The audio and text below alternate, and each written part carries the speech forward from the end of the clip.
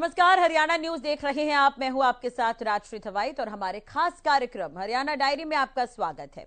इस कार्यक्रम का एक ही उद्देश्य है कि आप तक हरियाणा के हर उस विकास की जानकारी पहुंचाई जाए जो मुख्यमंत्री मनोहर लाल के नेतृत्व में लगातार की जा रही है। तो बने रहिए हमारे साथ और देखते रहिए हमारा खास कार्यक्रम हरियाणा डायरी।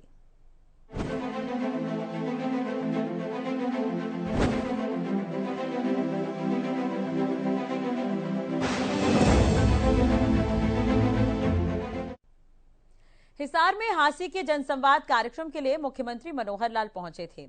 यहां ग्रामीणों की समस्याओं को सुनने के बाद उसका मौके पर समाधान मुख्यमंत्री ने किया। सीएम मनोहर लाल ने इस दौरान थुराना गांव में सौगात भी दी है। ये रिपोर्ट आपको दिखाते हैं।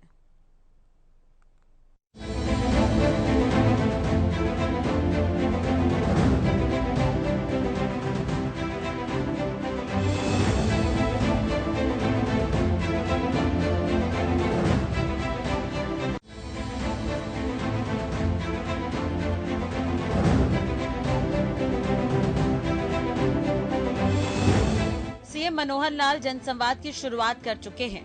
सबसे पहले गांव थुराना में मुख्यमंत्री जनसंवाद करने पहुंचे।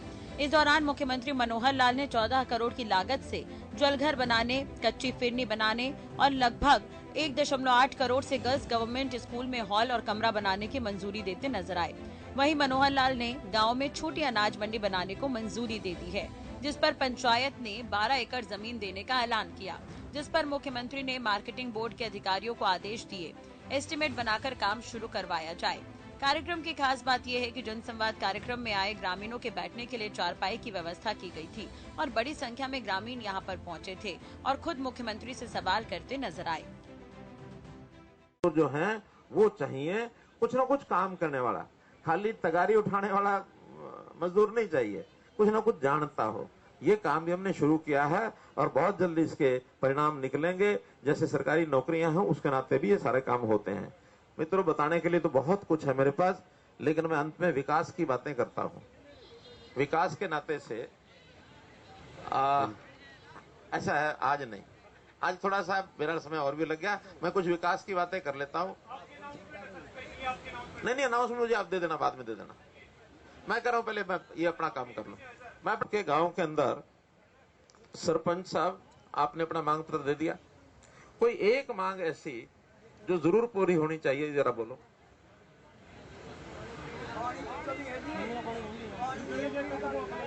पानी की डिग्गी, क्या पानी की डिग्गी है?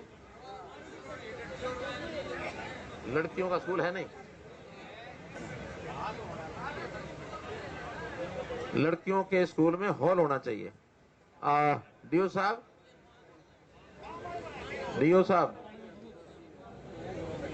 अरे डीओ क्या कर रहे हैं? हितेश, आप लोग सुन नहीं रहे क्या? ध्यान कहाँ आप लोगों का? नमस्कार जी, किधर है? नमस्कार। हाँ, तो यहाँ गांव में लड़कियों के स्कूल में हॉल की मांग है इनकी। एस्टीमेट बना हुआ सर, भेज दिया सर। भेज दे, जगह है ना वहाँ? हाँ जी, 80 फुट का। हाँ, 80 बाई 80 फुट बाई 80 फुट। जी सर। कितना एस्टीमेट बना? हाँ बताओ, चश्मा लगा के बताओ। गलत बना? नहीं सर, बिल्कुल सही। जो लिखा वही पढ़ना। मिनट एक क्यों, दो लो, हॉल बनवाओ मुझे। मिनट चाहे दो लो, मुझे हॉल चाहिए। चलिए, तो एक ये मांग आपकी पूरी करते हैं, ठीक है। कुछ मांगे और हैं। एक तो आपकी जो सबसे बड़ी यहाँ की जो डिमांड है वो है जो डिग्गी बनी हुई है पानी की, इसमें कुछ जो कमी है, सप्लाई थुराना में 900 मीटर 6 इंची पाइपलाइन, 1000 मीटर 4 इंची पाइपलाइन गलियों में डाली जाए ताकि ग्रामवासियों को पानी लीक होने की जो दिक्कत है वो ना आए। मैं इसको भी मंजूर करता हूं। 14.5 करोड़ रुपए का ये खर्च है। हॉल तो आपका छोटा सा बनेगा, लेकिन ये एक बड़ा काम है आपके गांव का। 14.5 करोड़ रुपए का ये मैं मंजूर कर रहा हूं।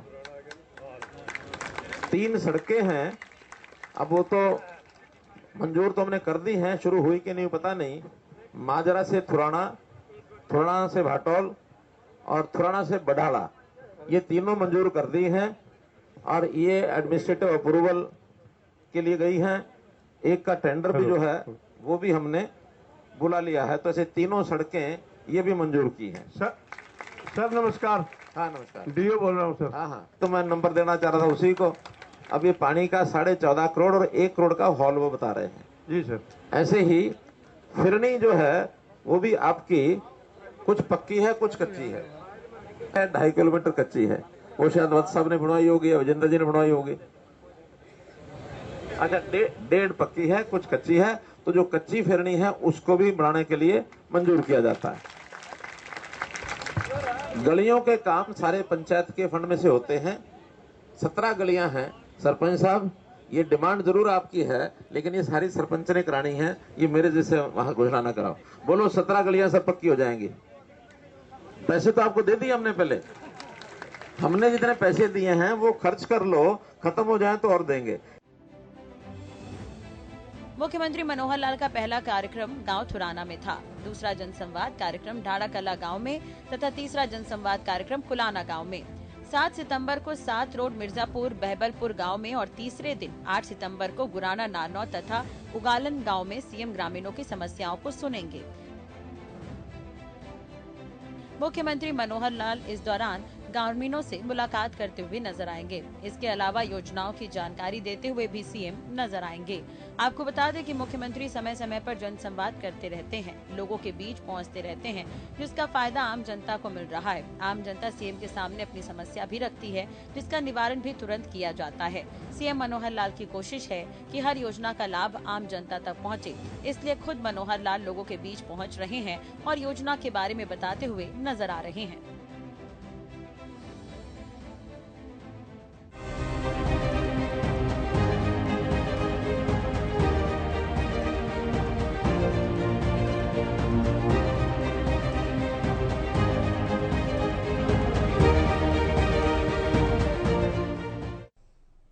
इधर हरियाणा में सीएम मनोहर लाल के कुशल नेतृत्व में लगातार जनता की सुख सुविधाओं को लेकर कदम उठाए जा रहे हैं और विकास को जनता के दरवाजे पर लाकर खड़ा कर दिया गया है। इसी कड़ी में सीएम ने भिवानी में नई जेल का उद्घाटन किया और साथ ही कैदियों और जेल कर्मचारियों के लिए कई घोषणाएं भी की है। देखिए रिपोर्ट।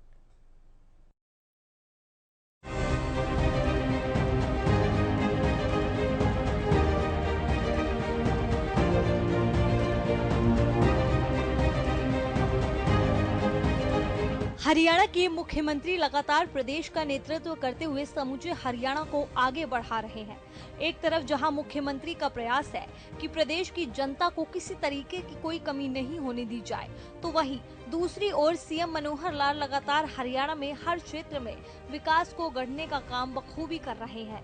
इसी कड़ी में सीएम मनोहर लाल ने भिवानी में नई जेल का उद्घाटन भी किया और साथ ही नई जेल का निरीक्षण भी किया।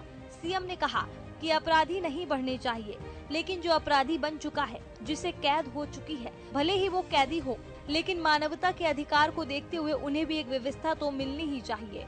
सीएम ने कहा कि हम कैदियों की संख्या को देखते हुए जेल के विस्तारीकरण को लेकर काम कर रहे हैं। तो वहीं सीएम ने ये भी कहा कि रेवाड़ी में भी नई जेल का निर्माण हो रहा है, जो कि फरवरी 2024 तक बनकर तैयार हो जाएगी। तो वहीं फतेहाबाद में भी जमीन की खरीद हो चुकी है। सीएम ने कहा कि उनका प्रयास है कि हर जिला केंद्र पर जेल होनी चाहिए, ताकि कैदियों के परिजनों को अपने परिवार के सदस्य से मिलने में कोई दिक्कत ना हो। साथ ही सीएम ने ये भी कहा कि जेल कर्मियों की ट्रेनिंग को लेकर जेल ट्रेनिंग सेंटर बनाया जा रहा है, जिसका उद्घाटन दिसंबर में किया जाएगा। कि जितने अपराधी आज हैं, अपराधी नहीं बढ़ने चाहिए, ये बिल्कुल सत्य बात है, लेकिन जो अपराधी हो गया, जिसको कैद हो गई, सेशन जज साहब मिले थे, शायद यहाँ बैठे भी हों, मैंने कहा आपके आदेश के बाद ही यहाँ व्यक्ति आता है।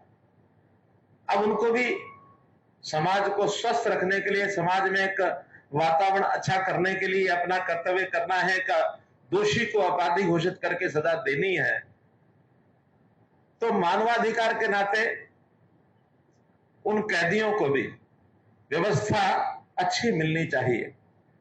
आज के डेट में हरियाणा में लगभग 26,000 अपराधी हैं और कैपेसिटी शायद 21 या 22,000 की अभी है। क्यों ममता?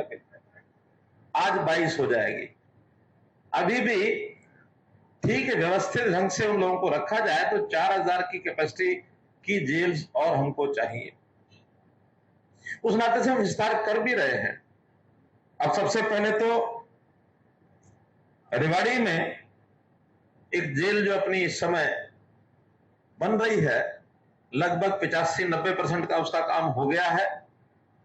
उसको आने वाले 6 महीने के बाद फरवरी 2024 में वहां पर कैदियों को रखा जा सकेगा, ऐसे मुझे बताया गया है। तो उसका भी उद्घाटन उस समय किया जाएगा। इसी प्रकार से फतेहाबाद में हमने जेल के लिए जमीन खरीद ली है। योजना में यह है कि हर जिला केंद्र पर जेल होनी चाहिए, ताकि कैदी तो जहां चला गया वो कैद में रहेगा, लेकिन जो बाद में लोग मिलने जुलने आने जाने वाले रहते हैं उनको भी तो कठिनाई होती है। आखिर उनको भी जिला केंद्र पर, हेडक्वार्टर पर अपने जो भी परिवार का सदस्य है किन्हीं भी कारणों से जेल में चला गया, उसको मिलने के लिए स्वाभाविक आना जाना पड़ता है, तो उनकी भी सुविधा ध्यान रखनी पड़ती है। और बहुत बड़ी जेल्स एक साथ एक जगह रखने से कई बार जेल के अंदर भी लॉ एंड ऑर्डर की स्थितियां उत्पन्न हो जाती हैं। तो इसलिए सब जिला केंद्रों पर अच्छी जेल बने, तो हमने फतेहाबाद में जमीन खरीद ली है। और कल ही यानी कल 4 तारीख को हमने चरखी दादरी में भी एक 62 एकड़ जमीन, बल्कि जरूरत 40 की थी, लेकिन और कुछ चरखी दादरी नया जिला बना है, इस नाते से कुछ और ऑफिस की काम आएगी, तो हमने 98 एकड़ जमीन कल ही खरीदी है चरखी दादरी के कार्यालय और जेल को मिला करके। तो ये चीजें आगे बढ़ा रहे हैं। इसी प्रकार जेल के अंदर जो कर्मचारी अधिकारी जो रहते हैं उनको ट्रेनिंग की भी आवश्यकता होती है। जैसे पुलिस ट्रेनिंग सेंटर्स हैं, ऐसे जेल ट्रेनिंग सेंटर करनाल में ये बनाया जा रहा है।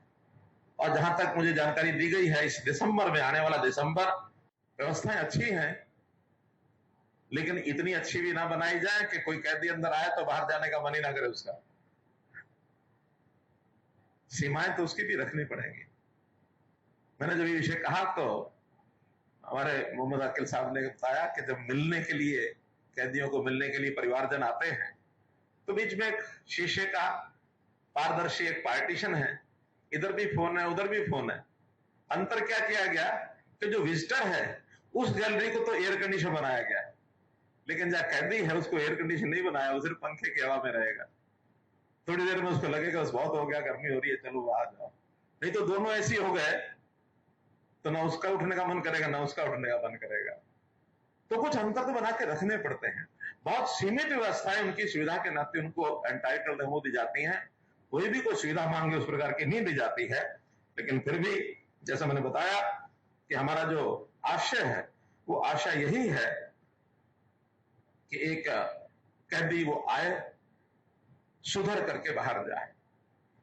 आज वैसे भी 5 सितंबर है, शिक्षक दिवस है। शिक्षक दिवस के अवसर पर मैं शिक्षकों के प्रति आदर पूर्वक सम्मान में प्रणाम करता हूं। शिक्षक हमारे जीवन को बदलता है, लेकिन ऐसे मौके पर कोई व्यक्ति जेल में चला जाता है और उसका कोई अध्यापक, उसको पता लगता है कि मैंने इसको बचपन में पढ़ाया, बड़ा होकर के ये अपराध करके जेल में चला गया, मन में उसके भी दुख होता है।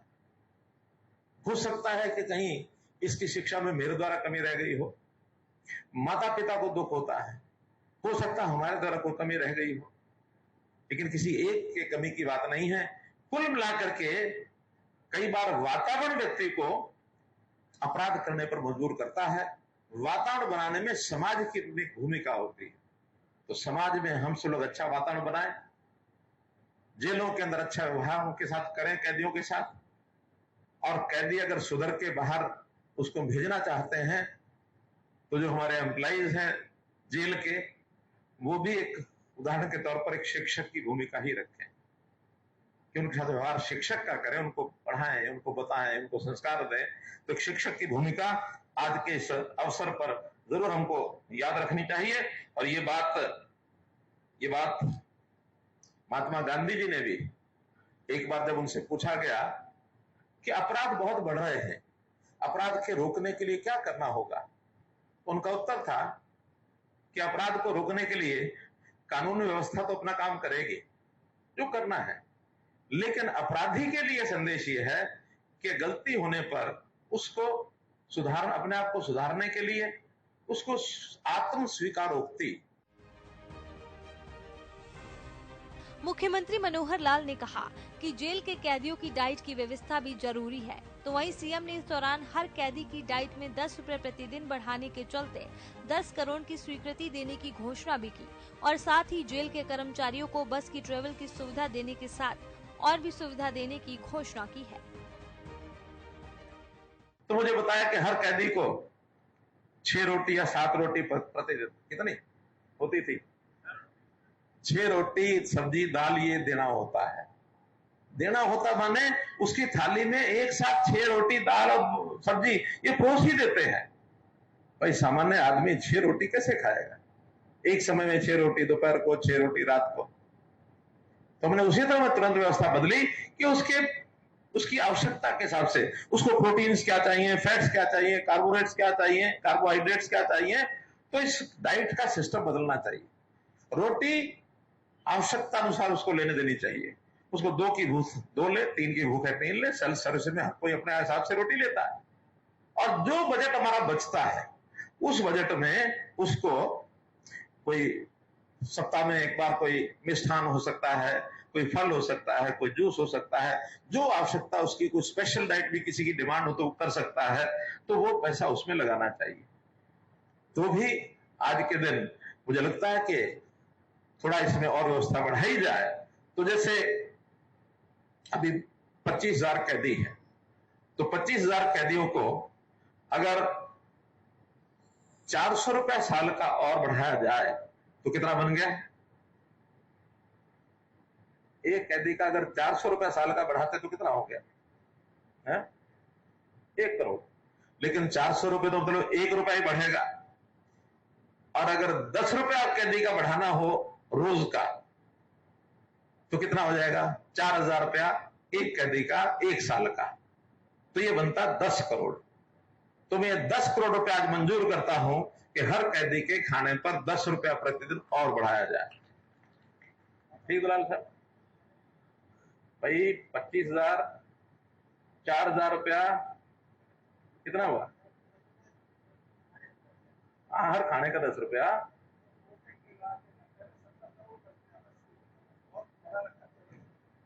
तो 10 करोड़ रुपया जैसा डिमांड की गई है, और कोई 10 पर बंधना नहीं है। करोड़ 2 करोड़ रुपया ऊपर में लगता तो लगा देना, लेकिन खाना अच्छा मिलना चाहिए कैदी को। ये मेरा उसमें एक सुझाव है। आइटम क्या देनी है वो आप लोग इसमें तय कर सकते हैं। और हमारे जेल विभाग के लोग कमाई भी करते हैं। कमाई कैसे करते हैं? अभी पिछले दिनों कहा कि जेल के बाहर कुछ जगह पर जमीनें हमारी खाली पड़ी हैं। सुझाव आया कि यहाँ कोई व्यवसायिक प्रोजेक्ट लगाना चाहिए। तो हमारी 11 जेलों के बाहर पेट्रोल पंप सैंक्शन कर दिए हैं। पेट्रोल बेच करके वर्ष का पैसा इसमें कमाया जाए। 7 से 8 करोड़ रुपया साल का ये कमा भी लेते हैं। ऐसे ही हमारे जो जेल के कर्मचारी हैं उनको अभी तक बस ट्रेवलिंग में कंसेशनल फेयर नहीं है। तो आज मैं घोषणा करता हूं कि पुलिस के कर्मचारियों की तर्ज पर जेल के कर्मचारियों को भी बस की ट्रेवल की सुविधा ये मिलेगी। इसी प्रकार हरियाणा में जैसे हमने कर्मचारियों के लिए ट्रांसफर पॉलिसी ये लागू की है, तो उस ट्रांसफर पॉलिसी में बाकी सब जगह सुविधाएं हैं, लेकिन एक सुविधा जेल कर्मचारियों को शायद नहीं है, और वह है कपल केस। तो कपल केस की सुविधा जेल कर्मचारियों को भी मिलेगी। अगर दूसरे विभाग में पति या पत्नी हैं तो उसके हिसाब से उसको ये छूट भी दी जाएगी।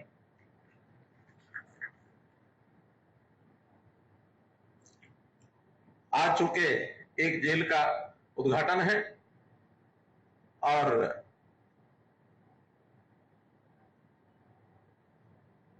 यानी 25,000 को अगर एक दिन की सुविधा कोई मानो मिष्ठान या कोई फल देना हो तो अलग से 1 करोड़ रुपए की राशि इस अवसर की आज एक कहें कि एक भेंट के रूप में आज के खाने के रूप में या किसी प्रकार का उपयोग करना है तो 1 करोड़ रुपए की राशि अलग से मैं अपने फंड में से और ये ग्रांट तय करता हूं।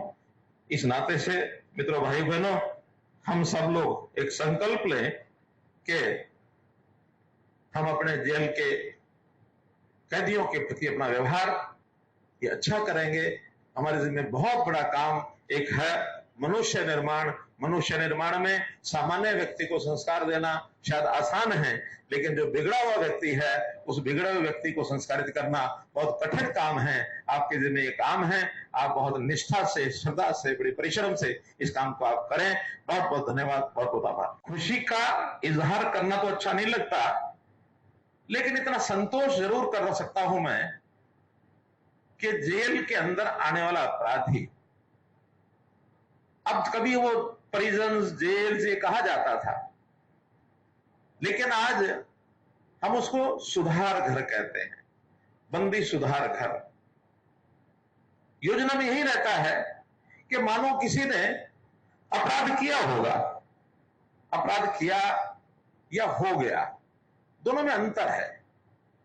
कई बार व्यक्ति गलत नहीं होता, गलती हो जाती है, और गलती में भी कोर्ट्स भी आजकल ये मानते हैं कि वो गलती की गई है या हुई है। तो इस नाते से इसका भी एक बहुत बड़ा अंतर होता है कि गलती अगर की गई है तो इसका मतलब जानबूझ के अपराध किया गया है, और गलती हो गई है तो कोर्ट्स भी उसको आज मान्यता देते हैं कि जो गलती हुई है वो मेलाफाइड है या बोनाफाइड है।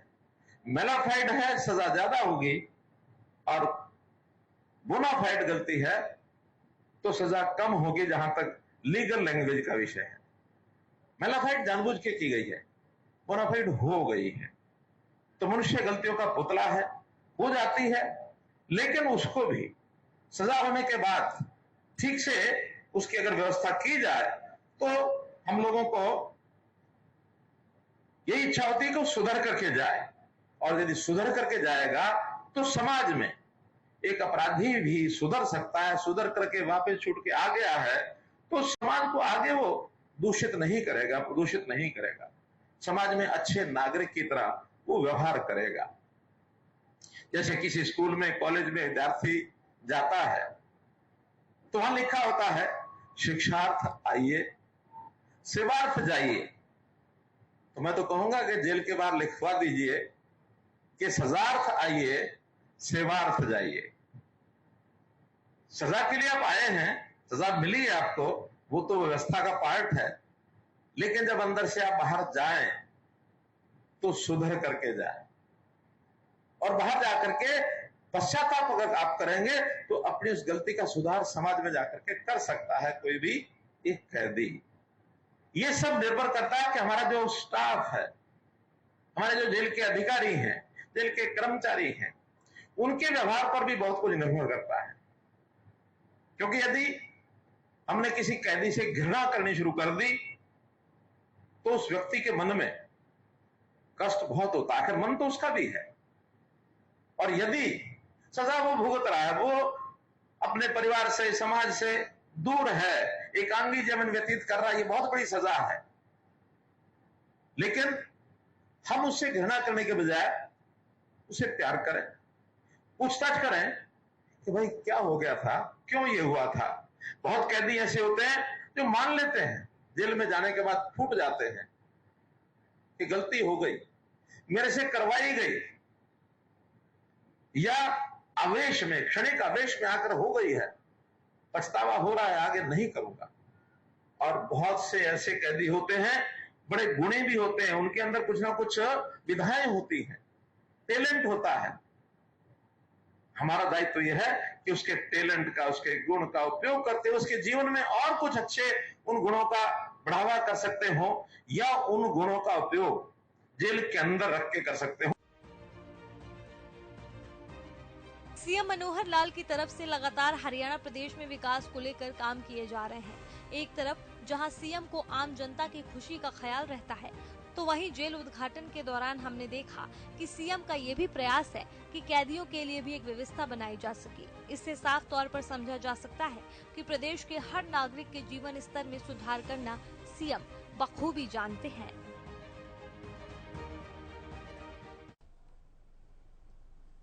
मुख्यमंत्री मनोहर लाल के कुशल नेतृत्व में हरियाणा प्रदेश लगातार विकास की तरफ अग्रसर है। ऐसे में हरियाणा का हर वर्ग सरकार के कार्यों से काफी संतुष्ट नजर आ रहा है, क्योंकि हरियाणा सरकार का एक ही मकसद है कि प्रदेश के अंतिम व्यक्ति का विकास किया जा सके। फिलहाल हमारे खास कार्यक्रम हरियाणा डायरी में आज के लिए बस इतना ही।